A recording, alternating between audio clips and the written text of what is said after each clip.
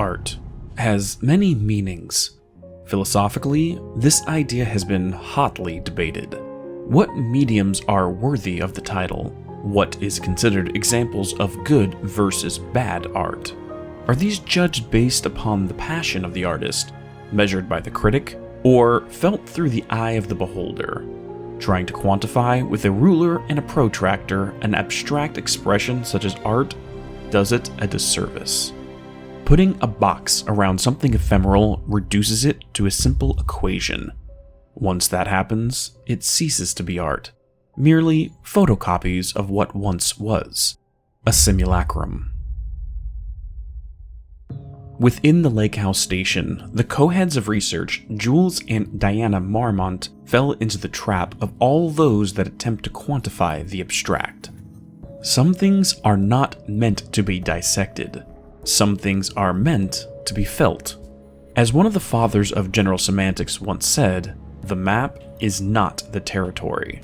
Just like Hartman before them, the Marmonts only read the map, but they never traveled to that place where true art is experienced.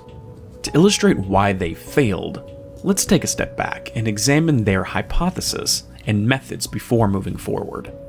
At the inception of their duties at the lake house, our two antagonists were tasked with developing a technique of controlling the shadow.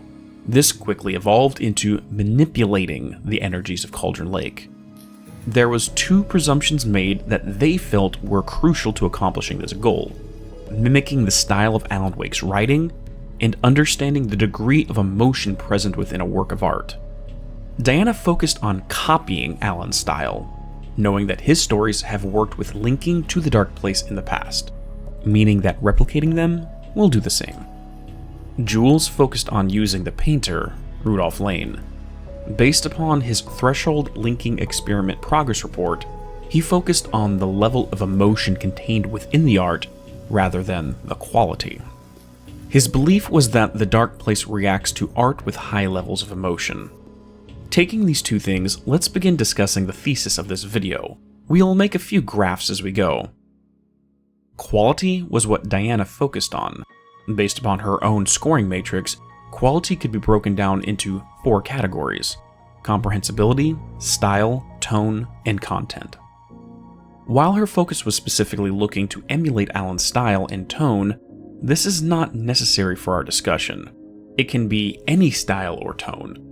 To simplify this, is the art good or not? Complex art, simple art, or bad art? This falls onto a sliding scale and is graded based upon the eye of the beholder. We will discuss more of this further on in the video. Emotion was what Jules focused on. He was more interested in what his subjects had to give, what inner feelings he could bleed from the painter. A piece of art contains emotions on both sides of the point of creation. The emotion put into the work by the artist, and the emotion experienced by the observer. Some have a lot, some have none. Again, this falls onto a sliding scale and is also judged by the eye of the beholder. The relationship between quality and emotion is what gives us infinite variations of what can be considered art. If we look at the graph, we see 4 categories. A thing that contains low quality and inspires low emotion can be classified as bad art. But low quality does not always mean no emotion. A child scribbles with a crayon, or a turkey painting of their hand can invoke quite a bit of emotion from the parent. We see an example of this with the Arctic Queen refrigerator. The father of the boy who drew these pictures would spend hours staring at it, entranced at drawings his dead son drew.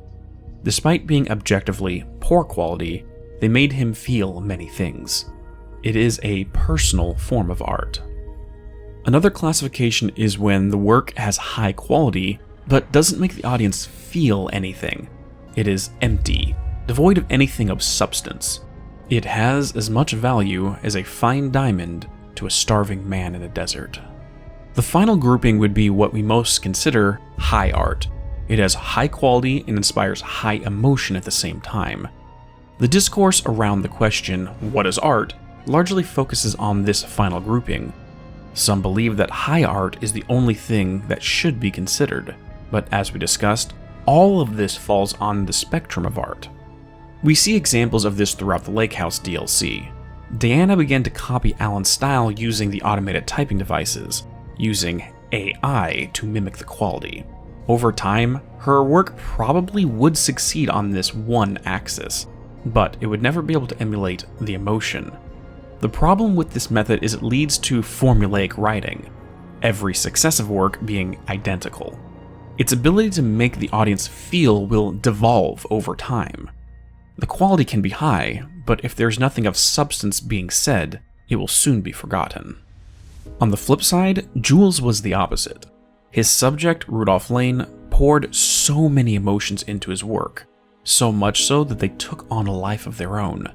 His anger and resentment infused into the paint.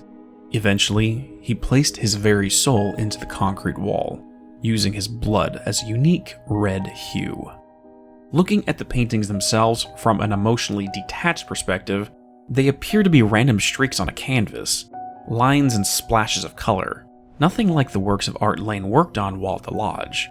His quality degraded, but the emotion he put into it was much higher. The unfortunate truth of the situation is that if the feuding Marmonts put their egos aside and worked together, it is possible they could have created high art. Pure quality versus pure emotion.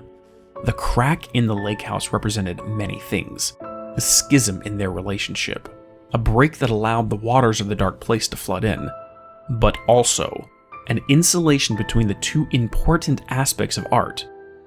If this gap had been mended, maybe the story would have had a different ending. All of this ignores one further dimension to the equation. We have been examining the question of art through two dimensions, quality and emotion. But if we rise up the z-axis of our graph, we have one more important component: the message, the impact on the audience. What is the artist trying to convey with the piece?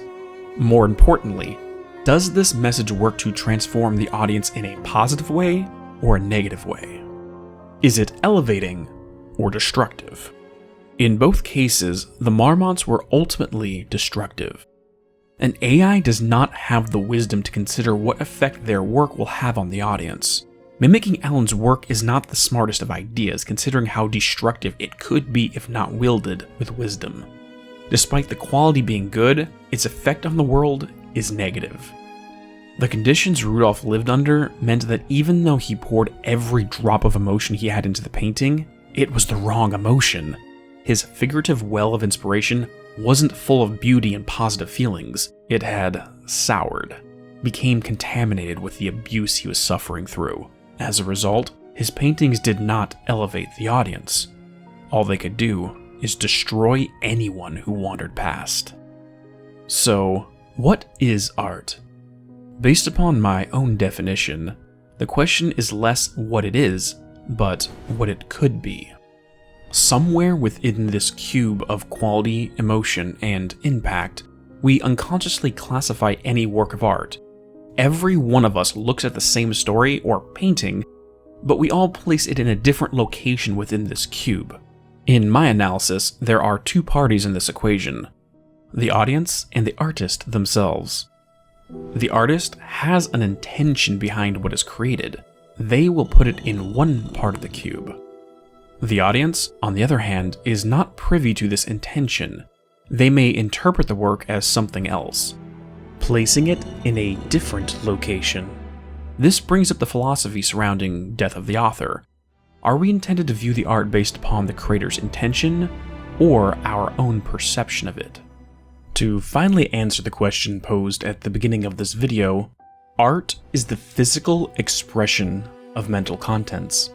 The artist projects something they envision into the world, where others can experience it.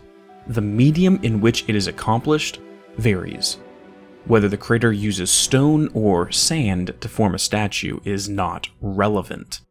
Once the creation can be viewed by others, it will be judged. We all will then unconsciously place it within this cube, and if our minds classify them differently, we will never fully agree on what is good and what is bad, what is elevating and what is destructive, what inspires strong emotion and what feels empty. What speaks to one of us may not speak to another. There is no harm in disagreement when it comes to art. Some are willing to forgive lower quality if the piece makes them feel something sublime.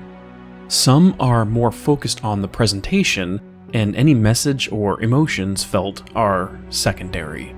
Critics, like the Marmonts, stand in a castle above the audience and try to objectify art rather than sit in the stands and experience it.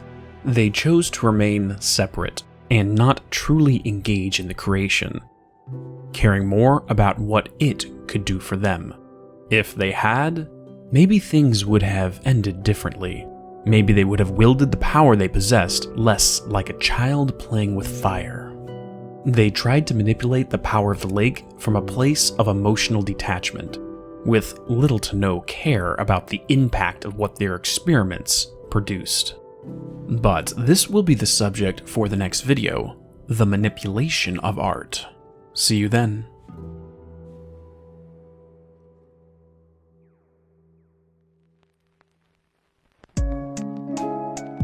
Thank you all for watching. If you enjoyed, please drop a like and subscribe to receive updates on future uploads. If you would like to help support the channel, a Patreon has been set up and the link is in the description below. Have a great day and peace be with you all.